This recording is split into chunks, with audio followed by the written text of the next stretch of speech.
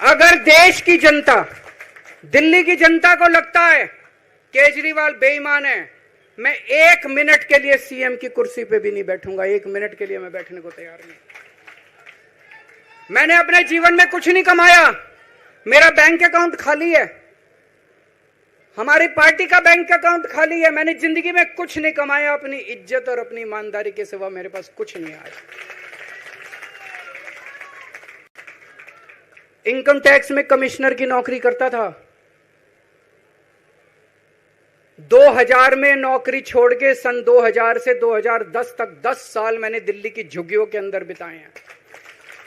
कुछ महीने दिल्ली की झुग्गियों में जाके रहा मैं, झुग्गी के अंदर, नंद नगरी सुंदर नगरी की झुग्गियों के अंदर मैंने गली गली में खाक छानी है कि गरीब आदमी रहता कैसे, उसके घर का गुजारा कैसे चलता है।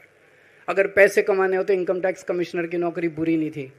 और जब मैंने नौकरी छोड़ी थी तब कोई पार्टी नहीं थी, कुछ नहीं थी। ऐसा नहीं था कि उस टाइम ये था मुख्यमंत्री बनने चला था या कोई पार्टी, कुछ नहीं था, कोई भविष्य नहीं था। केवल देश के लिए जुनून था कि देश के लिए कुछ करना है, देश के लिए कुछ करने हैं। 49 दिन की सरकार के बाद इस्तीफा दिया था, अपने असूलों के लिए इस्तीफा दिया था। किसी ने इस्तीफा मांगा नहीं था, अपने आप इस्तीफा दिया था। आज के तारीख में, आज के जमाने में कोई अपनी चपरासी की नौकरी नहीं छोड़ता। मैंने मुख्यमंत्री की कुर्सी छोड़ी थी, अपने आप छोड़ी थी। ना पद का लालच है, ना दौलत का लालच है, केवल देश के लिए कुछ करने का जुनून है, देश के लिए कुछ करने के लिए आए हैं।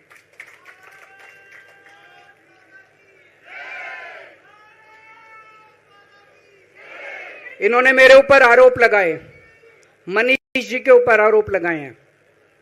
इस देश का जो सबसे कठोर कानून है, ईडी का कानून, पीएमएलए, जिसमें बेल भी नहीं मिलती, बेल मिलनी भी मुश्किल है, उसके अंदर हमारे ऊपर तरह तरह के इन लोगों ने आरोप लगाए हैं।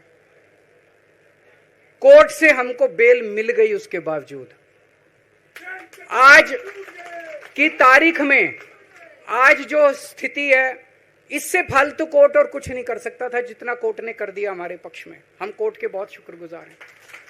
कोर्ट ने हमें बेल दे दी, अभी बेल तक ही दे सकता था।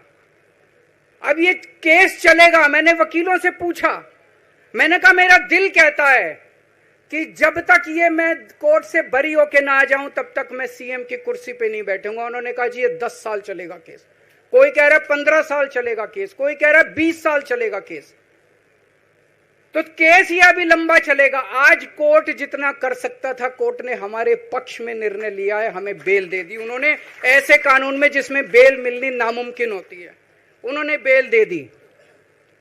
आज मैं आपकी अदालत में आया हूं, जनता की अदालत में आया हूं, आपसे पूछने के लिए आया हूं, क्या आप केजरीवाल को ईमानदार मानते हो कि गुनहगार मानते हो?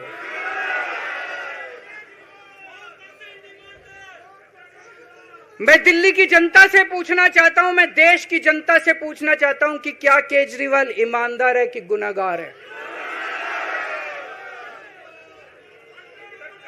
दोस्तों, 2 दिन के बाद, आज से 2 दिन के बाद मैं सीएम की कुर्सी से इस्तीफा देने जा रहा हूं।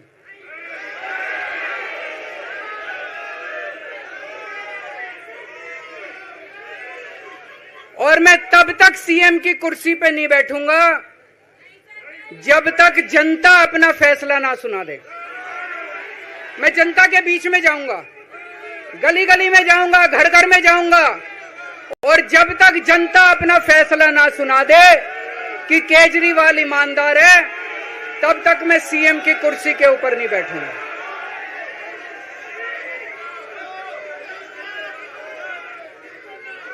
आज से कुछ महीने बाद चुनाव है, दिल्ली के चुनाव है। मैं जनता को निवेदन करना चाहता हूं, अपील करना चाहता हूं, अगर आपको लगता है केजरीवाल ईमानदार है, मेरे पक्ष में वोट दे देना। अगर आपको लगता है केजरीवाल गुनहगार है, मेरे को वोट मत देना।